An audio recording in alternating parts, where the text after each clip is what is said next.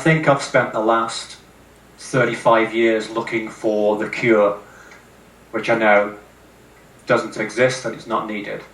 The Etalon method is an educational program that you're the teacher, but you're teaching me how to speak in a rational, correct way, and it's giving me education on how I can improve my own speech. I have got a good control now after 3 days.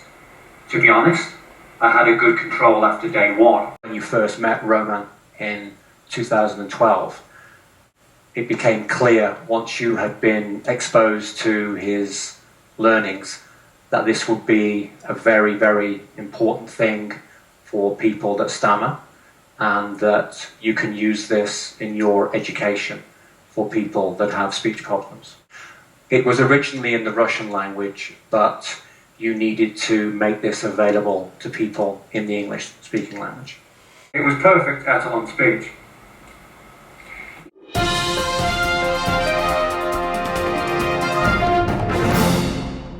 It gives me a good run into a problem word. I also get a lot of silent blocks. Sometimes I bite my own tongue. It's like, and that bloody hurts. Or sort of writing an A. I ought to be able to write an A. I actually work on a street called Barrage Street, and I go to a coffee shop, Barrage, and I also go to a coffee shop called Blends. We have 3 dogs of our own.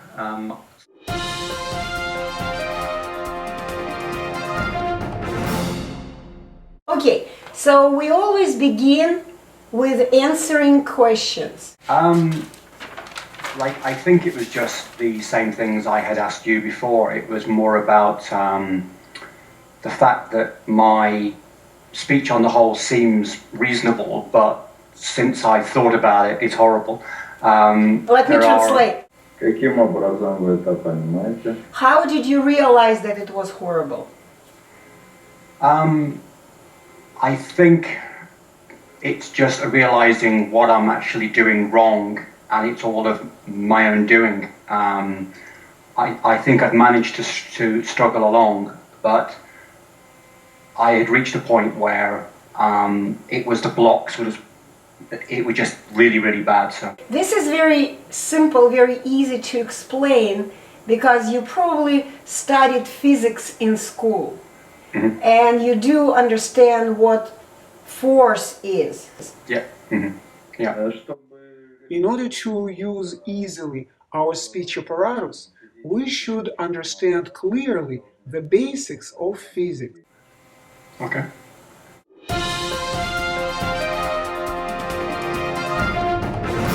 After the first day of the class, I spent a good deal of time speaking with the family. Had many conversations with them, introduced a lot of my previous feared words into the conversation. Mm-hmm. I also made a telephone call. Wow. So it was a good day. There were no difficulties that I can recall. Each of the words that I tried to say, that I said, was perfect.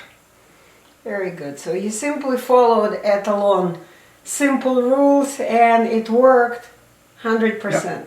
Of course. Mm-hmm. Very good. So anything your family has said? I spoke about it with my wife. Of course. And explained the course, as she was fairly skeptical at the start. Yeah, I can relate to that. Yeah. So after I'd explained how it worked and she saw the results, she was pleased. Good, good. But the the main thing, I want you to be pleased with yourself. That's the main thing. Yeah. Okay. Mm-hmm. Go. Start? Yes, please. This is a BBC news report reporting upon the visit by the Indian Prime Minister. They're currently interviewing a gentleman called Charles Tournay, who is discussing the visit of the Prime Minister Modi to England. Stephen, why you keep looking at the screen? You can't see it? It's because the screen is a little dark and the words are inverted in the mirror.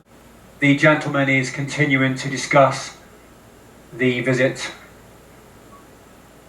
There is an open letter which condemns the climate of violence in India.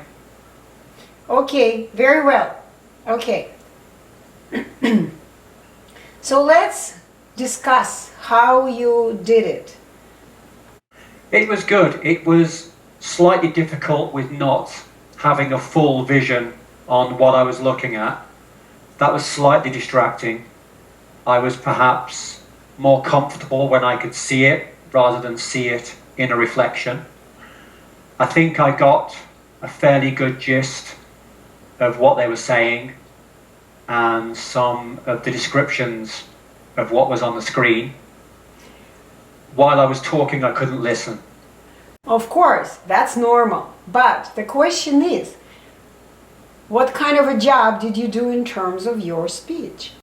I recalled one hesitation. I was rushing. There was one. I remember the one. I think apart from that, I was clear in my speech. Explain to me when you mention hesitation, what does it mean? It was a pause.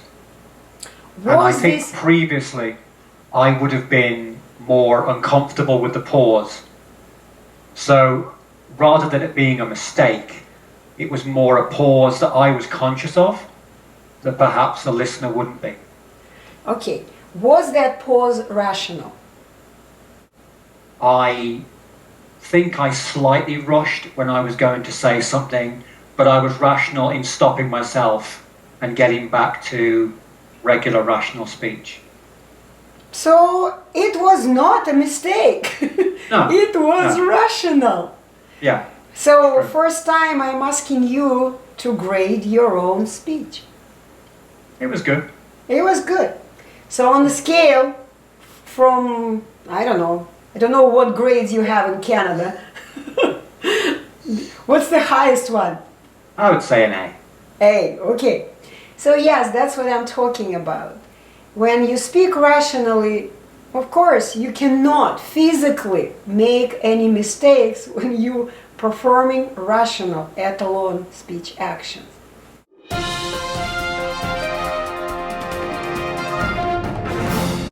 This is day 3. Day 3, yes. And we're going to begin your examination. Okay. We will do exactly what we did do when I first met you before the class. And I'm going to ask you to do the reading of your troublemakers, of the words that you thought were really, really difficult. I'm doing certain letters and words and sounds. I have these nasty ass facial contortions. They're just like scrunching my face up and when I'm trying to push it out. In addition to learning how to produce ideal speech, a person who stutters can also correct, make efficient, and perfect his memory operation and all other functions of his body based on appropriate acquisition of the Etalon method's information. A person can self-change their whole personality and become more productive. Thus, they can transform their whole life into that of an Etalon model person. Okay, how was your reading? I thought the reading was very good. I don't think I made any mistakes. Where are the difficulties that you used to have? There were no difficulties at all. Of course. So what we're gonna grade you with? A plus. A plus. Oh, I like that. Plus. Yes. Very good. Later on, they called me back, or someone else called me back, and asked for my name, my number, my email. And then I rang up about a couple of bills, I rang a couple of places, all of them again. What's your name? What's your phone number? Oh, great. The dreaded 4, etc., etc. So that was great. I then went out in the afternoon. I went to a few shops and I was asking people for, where is the soup or where is this? It was things I probably wouldn't have done. I would have just gone and looked. So that was great. And then at home, I was talking a lot. And I made a couple of phone calls to some friends who both said, there's something different. You're speaking really well. So that was awesome. And then just before the call this morning, my friend Nick, who lives in Switzerland, I've spoken to him often, but we haven't video conferenced for a while. He called me on Skype and we had a 15-minute conversation on Skype and it was perfect. So it's all good. So that was my experience, which is good. I think I've always been conscious that I had an issue with my speech. The first memory of it, I think, was I went to a dentist and I was very nervous about the mask being put on my face. And I recall screaming into the mask and I was saying, "Mummy, mummy, mummy," but the M word got stuck. And that's my first memory as a child. I was very, very young. I can't recall the exact age, but I was very young. And I don't really have a great deal of other memories from my early childhood, but I always remember it being an issue. And I think it really manifested itself more when I was at school, because you had the usual teasing, and because you're different, people tended to pick on others if they were different, whether it was their speech or their height or their hair or something. But as speech is very important, especially at school, trying to speak to friends and other teachers and the such like, it became obvious I had a speech problem. I think people treated me different. People tended to be less patient or try to finish my sentences, or they thought they were being kind. So that kind of thing happened. And you know now why people do that. Oh yeah. Now you understand, because that's what we're here on this planet For. to express ourselves, not to wait for someone to express whatever he has. Yeah. Okay. I went to conventional speech therapy. How old were you when you started this process? Probably 9 or 10 or so. And that was typically in a environment with a group, which is always fun. You have a circle of people all with the same issue, but some had it to a more intense degree. Some were worse, some were better. And you had the fun of going around the room trying to speak, and the speech therapist using a blanket approach to everybody, just doing the same drills where it mightn't have been appropriate. It was no fun. Most of the time they were just concentrating on slowing down. They were then asking me to do easy onset of letters and sounds, elongation, and other such things that are not natural. They were just tricks or ways to get some kind of speech out, even though it wasn't particularly natural and normal. So that was their approach.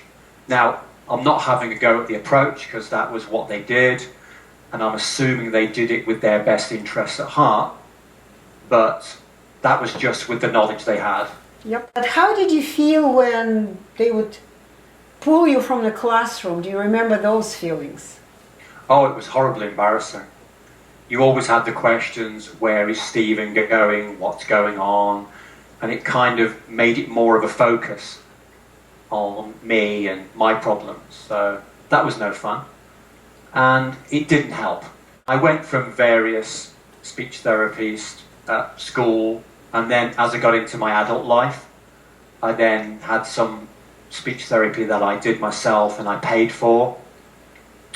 And I think I've spent the last 35 years looking for the cure, which I know doesn't exist and it's not needed. So I spent years on and off going to therapists, but during that time, while my speech problem waxed and waned, it was good, it was bad. Some things, some situations were good, some situations were bad. So my enthusiasm to fix it went up and down during the years. So people need to know before they sign up for any program. They need to know that that's what it is, guys. This is what you need to do. Simply learn to speak correctly. And this is what you may do. It may not be even expensive. Some of them could be even free. But that's what it does to you. Well, the thing is, you say it's free. Now, there's a free in terms of monetary, but it's not free in terms of your effort, your time, your expectations, because what happened is on each of these methods or techniques, you invested a lot of your time, your effort, your hopes, and you were building this up into a thing that you thought was the panacea, it was the cure, it was the thing. And as each one of them happened and didn't work, the investment of your time and effort and sometimes money was just wasted. And you know what's the most important thing that's been wasted? You're absolutely right. Your time, your precious life. Yeah. It will never come back. This is the period of my life. Why do I need to waste it? Well, after the regular conventional speech therapy, I then went down the alternative routes. Uh-huh. First one was a course run by Andrew Bell in Kirkcaldy in Scotland. I've heard so many good things about him. That was probably 1995, November. I went on a course there, and it was just very odd. It was just very odd techniques. And it was worrying when Andrew Bell put himself out as being a fluent speaker and he's cured himself. But then the very first time I met him, he was stammering. So it's kind of not a good advert for the technique. It's like purchasing a cream from a bald man who says he can cure baldness. It just doesn't work. So I spent 4 days in Scotland on the course with him. He was teaching a technique that was a non-natural technique. Mm-hmm. So it was artificial, it sounded odd, but it did give me some level of fluency, not natural. So I could speak. What did he really, Stephen, I'm sorry I interrupted you. What did he really do? I really would like to know what he did. You said it wasn't natural. What did he ask you to do? Do you remember anything? Well, the technique was mainly easy onset and elongation, but wrapped up in a mysterious package that he was selling. So it really wasn't a proper natural way of speaking. It was just the other stuff that had been rehashed, put into a package and sold. I had about 2 or 3 months where I felt better, but then during the course of that time, the technique didn't hold up to any scrutiny. It didn't hold up to stress because it was a technique. It was a crutch. It was artificial. It wasn't natural, as you said, yeah? And of course it didn't work. So after the Andrew Bell experiment, I then did I like that experiment. I did some hypnotherapy. So I went to see a hypnotist. I was trying everything at that point. It was whatever the latest thing was, I tried it. So I went to see a lady who got me very relaxed, and I was very calm. And during that session, I was speaking great. But then, once you got out of the relaxation and the environment, bang, back to normal. You pick up the phone, you had issues. So it didn't cure, it didn't fix. It was just, again, something that seemed to work in that very relaxed, secure environment. Not the real world. Because, once again, when you were in this secure environment, number one, did you have to speak a lot when you were there? No. This is reason number one. You didn't have to speak much. Just answer her question. Would you like some water? Yes, please. Are you feeling good? Yes, I am. Just a couple of phrases. Of course, the demand, speaking demand was not high when you were there. Number one. And number two, of course, you didn't have to express yourself. Yeah. This is what we teach in the Etalon classroom. I teach you to express yourself. It doesn't matter where you are. You're angry, you express your anger. You are frustrated, you express your frustration. And you know how to do it now. Oh, yeah. It's very simple because it's natural. And of course, you were relaxed, you didn't speak much, you didn't have to express yourself. You did a great job. Okay? Yeah. But after this hypnotherapy, you got back to, again, not knowing what to do in speech. Yeah, I think because each of these previous methods hadn't taught you the proper way to speak, so you always tended to go back to the old habits, the old norms, the old methods, because it was, in some sick way, it was comfortable, it was what you knew. So you always went back to what you know. It's natural. Yes, stutterers have some kind of way of communication. It could be weird, it could be wrong, it could be irrational, but it's still the way to communicate with people. And that's why you said it was comfortable. At least this I know. I'm going to repeat 100 times. I'm going to block. I'm going to speak like this, but at least I know that eventually I'm going to break this block and I'm going to say it. I will express myself. Because once again, we're here on this planet to express ourselves. I then did the McGuire Program. I did good. that a number of times. The first time... Really? Even several times. Did you have to pay several times? I paid the first time, and then on the second or the third time, you just paid a coach fee. It was a smaller amount. But you still paid. But you still made a payment. And with how many people were in the group? I think there was about 30 odd people, at least. Still not bad money. Oh yeah, it was good money. Not bad at all, okay. So I went and did that. That would have been, let me think, 1999, the first time. So I went on that course and I learnt the coastal breathing. Very nice to know. Coastal breathing. Such a great skill. Okay. So I went and did that. And again, I attained a level of ability to communicate that was more than I had. But again, it was using a artificial technique. I'm not sure if you know much about it, but you're drilled and you're wearing a belt around your chest, around here, and you spend time going over drilling. But it's more about the whole concept of being a recovering stutterer and accepting it. They have this, I can't remember what it's called now, it's a something hexagon, but it's all about the acceptance of being a stutterer, because the only way you can help yourself is by accepting it, embracing it, and telling everyone, hey, I'm a stutterer, and then you become more relaxed. That was the thing. It was to break down the fear and to make other people aware. But in hindsight, it's making people more uncomfortable, because if someone comes up to you and says, hey, I'm a stutterer, or I've got a problem, it might make them uncomfortable. And that isn't fair. It's not fair on them.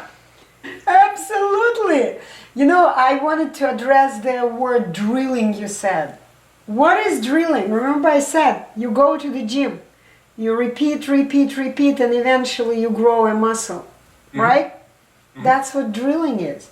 Yeah. But instead of drilling the correct natural speaking skill, you were drilling breathing, coastal breathing. Yep, yeah. Is that what you wanted to learn, or you wanted to learn to speak? Well, at that time, to be completely honest, I didn't care, because all I wanted was the result. And I met some people on the course, and there's some very nice people. There are some lovely folks.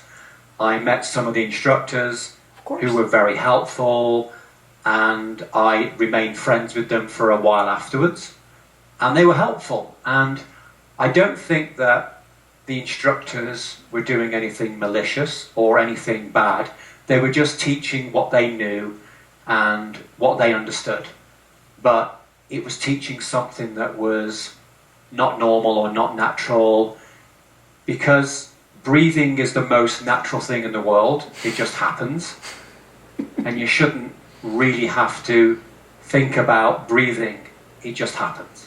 Why did you do it several times? It didn't work first time. Why did you decide to do it even 2 more times? It was probably the lack of alternatives, Yeah. and the fact that I had attained some level of fluency and control. I needed to go back to the well and just do it again, hoping that it would stick. Because I had seen people who were there who appeared to be very confident, fluent people, and you always had the thought of being like them. You know what, I really like the word again you mentioned, appear.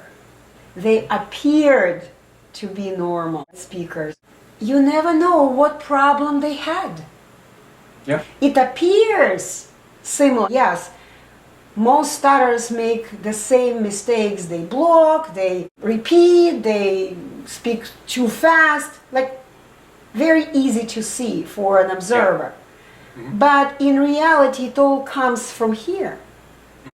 And every person who stutters has a different mental program. This is why we never group our students. The next thing after that was going on to some supplements. I had read that magnesium and other things would relax the vocal muscles. I think that was a Martin Schwartz thing.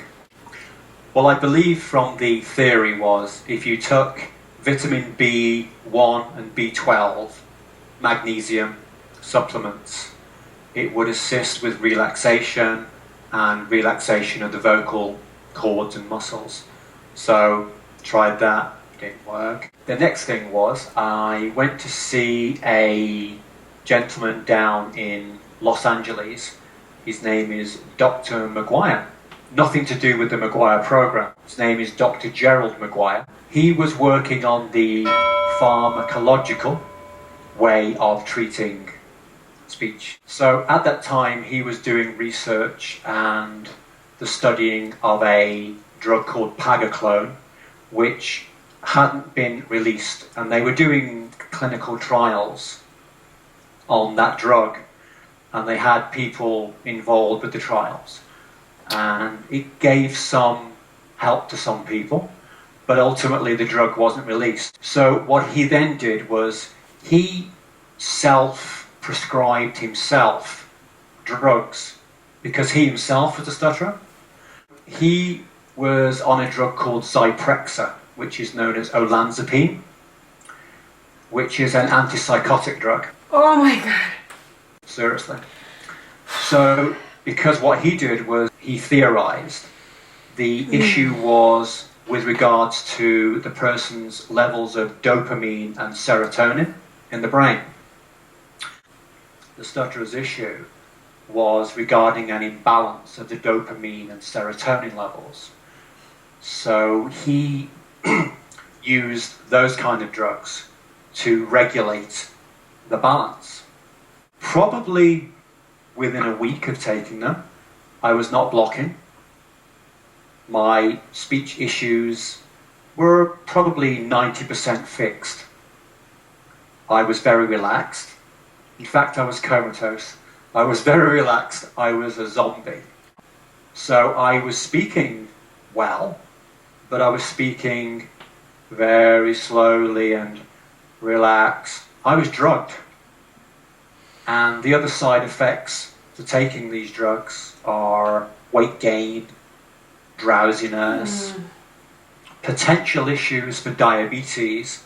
It can increase the chances of being diabetic. So for a period of time I was taking these drugs. I was getting regular blood tests, checking that my levels were as they should be. I did this for 6 months, put on 30 pounds, and then had to wean off those because I was not a happy bunny. Oh my God. So you did your best to contribute to Big Pharma. Yeah, I was a guinea pig. Yeah, and so are the rest of almost 70 million people in the world. That was the last formal therapy or treatment or practice I did. And then it's just been a conscious, no, I'm lying. There was another one. It was neuro-repatterning. Neuro-linguistic approach, something? It was similar to that. It was, I got from this gentleman, and I can't remember his name, but he was very helpful. He did not charge me. He sent me the book for free. And he had helped himself, as per usual. And I spoke to him, and he was very pleasant. We exchanged emails. And it was spending about 1 hour per day drilling sounds, drilling certain words and sounds, and bang, bang, bang, bang, bang, for about an hour a day, which again is an investment of time. It's an hour I won't get back.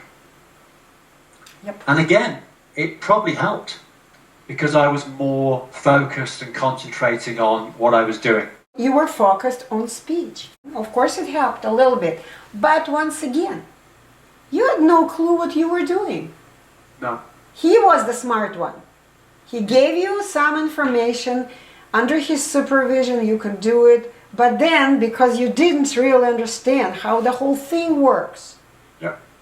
I mean, we explained to you that's how speech works. Yeah. And it was enough for you to begin making rational actions. I spent 3 months drilling every day, an hour, sometimes 2 hours a day. And there was a benefit. I was getting a decent level of fluency. But then if you stopped practicing for any period of time, the benefits just went straight away. So that was my last one. Amazing. I just love your story. How did you learn first time about Etalon program? Okay, probably back in 2012-ish. I think what we do as stutterers is always looking for the cure, and you're constantly looking online, seeing what's the latest thing out there. And I stumbled across a video. It was Roger, the guy from the UK. Yeah. And it struck a chord with me because I'm from the UK. And he was very similar in some ways. So I watched the video and thought, this is too good to be true. It's another scam. I ignored it. And then I watched it again a few more times, and I got curious. And then I contacted you. And I asked you a bunch of questions that you've always been helpful. You've always been there to answer questions. But I was very skeptical. It was, you've got this Russian scientists, you've got this Russian lady in the US, all these crazy techniques and stuff that is all mysterious. Did and we it's a cure. teach you any techniques? Oh God, no. It was So, just natural speech. Don't even go there. Yeah, that was my impression at the time. Okay. That was before I knew anything. I just kind of figured it was a scam. Okay. And I looked on the message boards and Facebook, and you had all these comments from people saying, oh, don't go near, it's a scam. There's no evidence, there's no empirical evidence, there's no scientific back research. And this was from people generally that had a speech problem, that were always saying we should embrace our speech, we should embrace our stutter, we should work in the conventional way. But the conventional way has been there for 100 and odd years, but it hasn't worked. But they still keep banging on. But you would still take their word for it at the moment because you don't know any better. Yeah. So again, I thought, it's a scam. So I left it, and I spoke with you again, and we had a Skype conversation. And again, I was not sure. But then, over the years, I kept it in the back of my mind. Of course. And I kept going back and looking at some videos, and then I saw Roger, then I saw a young lady, then I saw a guy who was in the army, and then I'm thinking, okay, let's look at it again. It can't be a coincidence. And I think it just piqued my curiosity, and then we spoke again. And I'm here today. 3 years later. Yeah, it took me 3 years. Yeah, that's what happens, because this is why I film every student, because there is no other way I can demonstrate that what we do is very simple. It's no techniques, no therapy, no treatment, no cure, no. It's a simple education course.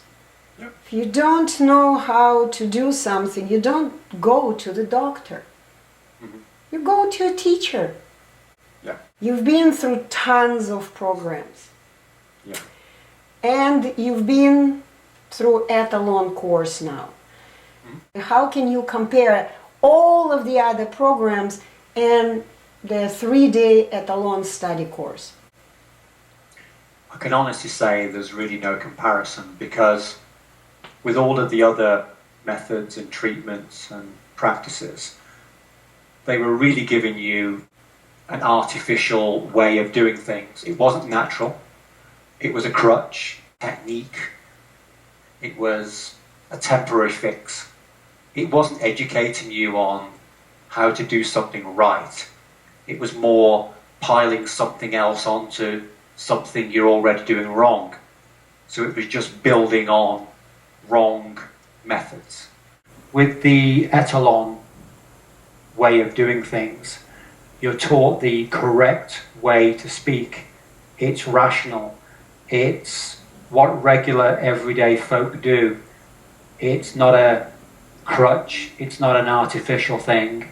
It's nothing that people are going to look at you and think, why is he doing that? It's just normal, rational speech. That's the difference. The course itself is not difficult in terms of content.